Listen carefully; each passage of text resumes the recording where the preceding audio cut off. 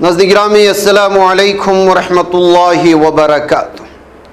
सीधी बात के ताज़ा तरीन प्राइम टाइम में आप लोगों का इस्तकबाल है। नाज़रीन मैं अंसार अज़ीज़ नदवी इस वक्त कुछ अहम तरीन ख़बरें, ईरान इसराइल वार की कुछ लेटेस्ट अपडेट्स और इसकी वजह से पूरी दुनिया में जो इस वक्त मुतासिर हो रही है उसकी कुछ अलग अलग कहानियाँ लेकर के आप लोगों के सामने हाजिर हूँ। तफसीलात में जाऊँ उससे पहले आप लोगों से जो दरख्वास्त होती है, बल्कि आपकी अमानतें जो पहुंचाने का सिलसिला हमारा जारी है हकदारों की, उसकी एक और बस्ती की ख़बरें भी सामने आ गई हैं। कुछ वीडियोस भी ताज़ा तरीन बस्ती की ये अलग अलग वीडियोस हैं जो आपके सामने हर दिन हम लोग रख रहे हैं प्राइम टाइम में। ये आपकी अमानतों के पहुंचाने का हमारा सिलसिला है। इस बस्ती में जो दुआएँ हुई थी उसकी वीडियो शायद आज सुबह की मॉर्निंग में आप लोगों के सामने रखी गई हैं। बहकैफ़ ये सिलसिला जारी रहेगा। आप लोग जो है इसमें हिस्सा लें। नीचे इसके लिए व्हाट्सएप के नंबरात दिए जा रहे हैं। बड़े ही मोहताज और मुस्तहिक़ लोगों तक ये हमारा सिलसिला पूरा महीना जारी रहता है अल्हम्दुलिल्लाह, अल्लाह के फ़ज़ल से और आप लोगों के ताउन से। नाज़रीन ख़बरों की जानिब बढ़ते हैं और ख़बरें सबसे पहले एक वीडियो मैं आपके सामने रखना चाहता हूँ। अल-क़ुनैतरा इन अल-अहवस में एक जो 292 जो आर्म्ड ब्रिगेड है, यानी कि जो ज़ख़ीरा बना करके रखते हैं दिफाई पोजीशन के, उस पर जो है हमला करके नुकसान पहुंचाने की एक वीडियो इस वक्त सामने आ रही है। नाज़रीन इसके अलावा आज की जो बड़ी खबर ये KC-135 को जो है वो क्रैश कर दिया गया है इराक़ की फ़िज़ा में। ये वो है जो जंगी तैयारों को ऑयल फराहम करता है, पेट्रोल फराहम करता है फ़िज़ा में ही, और इसका नुकसान होने का मतलब आप अंदाज़ा नहीं लगा सकते कि कितना बड़ा नुकसान है। लेकिन इराक़ की फ़िज़ा में इसको मार गिराए जाने का दावा ईरान की जानिब से किया जा रहा है, लेकिन अमेरिका और इसराइल मानने को तैयार नहीं। ये हमारी अपनी गलती की वजह से वो क्रैश होकर के कहीं लापता हो गया है। इससे पहले भी ऐसे ही दावे किए गए थे, जैसे जिसका मजाक उड़ाया है चाइना के इस जो है पेज ने। चाइना न्यूज़ ने कहा कि ये सिर्फ अमेरिका में ही होता है। जब कभी F-18 एयरक्राफ्ट क्रैश हुआ तो उसने दावा किया कि एक्सीडेंशियल इंसिडेंट हुआ है, और F-15 एयरक्राफ्ट को मार गिराया गया तो इसने कहा कि फ्रेंडली फायर हुआ है। KC-135 एयरक्राफ्ट को क्रैश किया गया तो ये कहता है कि मिड एयर जो है वहाँ पर कुछ टकराव हुआ जिसकी वजह से जो है फ़िज़ा में ये तबाह हुआ। MQ-9 क्रैश होता है तो ये कहता है कि जो है टेक्निकल कुछ प्रॉब्लम आ गया, इस वजह से चला गया। अब जो है एयरक्राफ्ट कैरियर को आग लगी है तो कहता है कि इलेक्ट्रिकल शॉर्ट है। अब कल वाशिंगटन में कुछ तबाही बर्बादी होगी, पूरा ख़त्म हो जाएगा तो कहा कि ये फैमिली डिस्प्यूट की वजह से। वह एक मजाक उड़ा रहा था कि जब कभी भी दुश्मन इसकी किसी भी जंगी तैयारे को, फाइटर जेट को या इसके जो है बहरी बेड़ों को नुकसान पहुंचाता है तो कभी इस बात को कबूलता नहीं है मीडिया के सामने कि उसको जो है दुश्मन मुल्क ने जो है निशाना लगा करके इसको तबाह किया है। इसके लिए आपको अमेरिका के हथियारात की कुछ तफसीलात समझनी होगी। इस वक्त दुनिया में सबसे ज़्यादा हथियार बेचने वाला, दिफाई सिस्टम में अपने पूरे मुल्क को चलाने वाला मुल्क अगर कोई है तो अमेरिका। इसलिए अगर उसके दिफाई सिस्टम को कोई नुकसान पहुंचाने की खबर इंटरनेशनल मीडिया में आती है तो उसके दिफाई सिस्टम का पूरा निज़ाम तबाह बर्बाद हो जाता है। वो दुनिया को बेवकूफ़ बनाता है कि अमेरिका जैसे किसी भी हथियार को कोई मुकाबला नहीं कर सकता, उसको कोई टारगेट नहीं कर सकता और उसका कोई जो है तबाह ताराज नहीं कर सकता। हमारे जो जंगी हथियार हैं वो पूरी दुनिया में कहीं नहीं बनते, लेटेस्ट टेक्नोलॉजी है। ये कहते हुए अरब ममालिक को बेवकूफ़ बनाता है, खरबा खरब जो है डॉलर्स में वो अपने हथियार बेचता है। जब किसी जंग में किसी हवाई जहाज़ को मार गिराया जाता है तो उसका रेट इंटरनेशनल मार्केट में धड़ाम से नीचे गिर जाता है और फिर जो है रशिया की जानिब ये मार्केट बढ़ जाती है, कोरिया की तरफ मार्केट बढ़ जाती है, चाइना की तरफ मार्केट बढ़ जाती है। जैसे इसके मिसाल आसानी से मैं आपके लिए समझाने के लिए, इंडिया पाकिस्तान में हाल ही में ऑपरेशन सिंदूर के दौरान फ्रांस से खरीदे गए राफेल का इस्तेमाल किया गया था, जिसको पाकिस्तान ने दावा किया कि हमने 6 राफेल मार गिराए और अपोजिशन उसके बारे में पूछती रही, मोदी ने जवाब नहीं दिया और अमेरिका इस बात का दावा करता रहा। ट्रंप ने भी अपने ट्वीट में, ट्रुथ सोशल मीडिया में उसने लिखता रहा जाहिर सी बात है कि राफेल की मार्केट पूरी दुनिया में गिर गई, उसके खरीदार कम हुए। इसीलिए अमेरिका भी नहीं चाहता कि जब कभी भी उसका जंगी तैयारा कहीं जंग में मार गिराया जाए तो दुनिया के सामने झूठ बोलता है कि दुश्मन ने मार गिराया, बल्कि दुश्मन ने नहीं मार गिराया, वो खुद अपने किसी टेक्निकल प्रॉब्लम की वजह से क्रैश हुआ है। तो इस वजह से जो है इस वक्त ये मीडिया और चाइना का मीडिया इसका मजाक उड़ाता हुआ नजर आ रहा है इस पेज में कि जब कभी भी क्रैश होता है तो ये जो है टेक्निकल प्रॉब्लम या कुछ और कहता है। इसलिए आपको मानना चाहिए कि अमेरिका जब कभी भी कुछ, जैसे इस मौके पर अब्राहम लिंकन जो सबसे बड़ा जो है बहरी बेड़ा है, इस वक्त वो इराक और ईरान के दरमियान मौजूद समंदरी पानियों से वापस लौट रहा है, जिसकी तस्वीर आप यहां पर देख सकते हैं। कई सारे मीडिया ने इस बात का दावा किया, ये अरबी चैनल्स में दावे हो रहे हैं, अंग्रेजी चैनल्स में दावे हो रहे हैं, इंडियन मीडिया इस बात का दावा कर रहा है कि अब्राहम लिंकन इस वक्त वापस लौट रहा है, जिसको अमेरिका को इस बात का दावा है कि ये world's largest and most dangerous war fleet कहा जाता है। सबसे खतरनाक जो है ये अब्राहम लिंकन नामी ये बहरी बेड़ा है, उसको टारगेट बना करके ईरान की मिसाइल ने नुकसान पहुंचाया, तो वह अब वापस अमेरिका चला जा रहा है। तो इस बात को भी अमेरिका मानने को तैयार नहीं है, जबकि सब के सब लोग इसको सबूत के साथ पेश कर रहे हैं कि मिसाइल इससे टकराया, नुकसान हुआ, अब वो पानी में बहुत देर तक खड़े रहने की इसमें जो है सकत नहीं है, इतना बोझ अपने पीठ पर लेकर इसलिए अमेरिका लौट रहा है। ये तारीख में पहली मर्तबा जब कभी भी ये जो है बहरी बेड़ा गया है, किसी भी मुल्क के बगल में खड़ा है तो तबाही मचाने के बाद ही गया है। ये पहली मर्तबा है कि बीच जंग में ये बहरी बेड़ा वापस लौट रहा है। तो ईरान की ये जीत और फतह है, ये कहते हुए जश्न भी मनाया जा रहा है। ये अमेरिका की जो इज्जत मानी जाती थी उस बड़े तैयारी को नीचे गिराया गया, और जो फ्यूल के लिए जंगी जहाज़ों को डाला जाता था उसको आज इराक के पानी में नीचे गिरा करके मारा गया है। तो आप अंदाज़ा लगा सकते हैं कि ईरान के मिसाइल कहाँ कहाँ दागे जा रहे हैं और कैसे कैसे नुकसान उसको पहुँचाया जा रहा है। बहरकैफ जो मीडिया इस वक्त इसको झूठा साबित करने की कोशिश कर रहा है वो पूरी तरह से नाकाम है। सोशल मीडिया इस सिलसिले में जो है भरी पड़ी है और जो है चैनल्स भी इसका दावा कर रहे हैं। इसके अलावा नाज़रीन गिरामी, इस वक्त एक और वीडियो, बल्कि कुछ ट्विटर से ली गई तस्वीर मैं आपके सामने रखना चाहता हूं। आज 3 दिन के गैप में सबसे ज्यादा हमले हुए हैं दुबई में, कतर में, बहरीन में ऑयल रिफाइनरीज पर। बैपको पर 3 मरतबा हमला हुआ, जो बहरीन का सबसे बड़ा ऑयल पैदा करने वाला जो है वो गैस पैदा करने वाला और मुख्तलिफ जो है ये पैदा करने वाला जो कारखाना था या फैक्ट्री थी या जो कुछ भी आप नाम दे दें। नॉर्थ कोरिया ने एक वीडियो जारी की और उस वीडियो जारी करते हुए लिखा कि हमारे पास ऐसी सबूत मौजूद हैं कि यूएई के पोर्ट्स पर, यूएई के ऑयल रिफाइनरीज पर और वो जो है दीगर, वो चाहे सऊदी अरबिया हो, ओमान हो, कुवैत हो या दीगर अरब ममालिक, उस पर हमला करने वाले खुद इसराइली थे, ईरान से उसका कोई ताल्लुक नहीं है। एक ये नॉर्थ कोरिया टीवी की जानिब से दावा जो सामने आया है, तो दूसरी एक और ये बताना चाहता हूं, ईरान मिले अपडेट्स के नाम से एक शेयर की गई न्यूज़ है जिसमें विक्टर बैनरेव उसने कंफर्म किया है इस बात को कि जो है सऊदी अरबिया पर, ओमान पर जो है यूनाइटेड स्टेट्स के 5th फ्लीट ने जो है हमला किया था, पर ड्रोन से हमला करके नुकसान पहुंचाया गया ताकि तेहरान पर उसको जो है इल्ज़ाम लगाया जा सके और अरब ममालिक तेहरान के खिलाफ खड़े हो जाएं।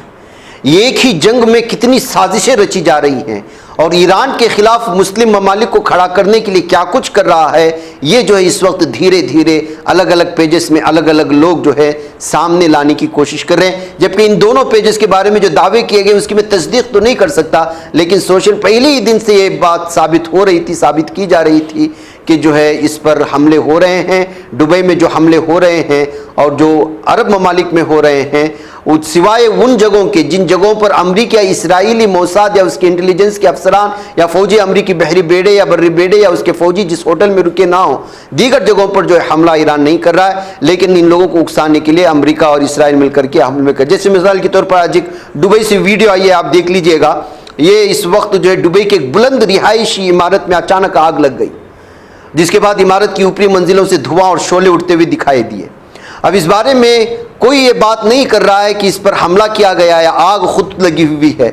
जाहिर सी बात है कि जब जंगी सूरत हाल में इतने बड़े टावर पर अगर हमला होता है तो उसको समझा जाएगा क्या तो ड्रोन हमला है या मिसाइल हमला है, और बराह रास्त उसका शक चला जाएगा ईरान की जानिब, इसलिए कि ईरान इस वक्त जो है अमरीकी बहरी बेस और उसके मुतअल्लिक़ा जो है इमारतों को निशाना बना रहा है। अब इस सिलसिले में साफ नहीं हुआ है कि आग खुद ब खुद लगी, ड्रोन्स के ज़रिए से हुई। अगर ड्रोन्स भेजा है किसी ने तो किस मुल्क ने भेजा।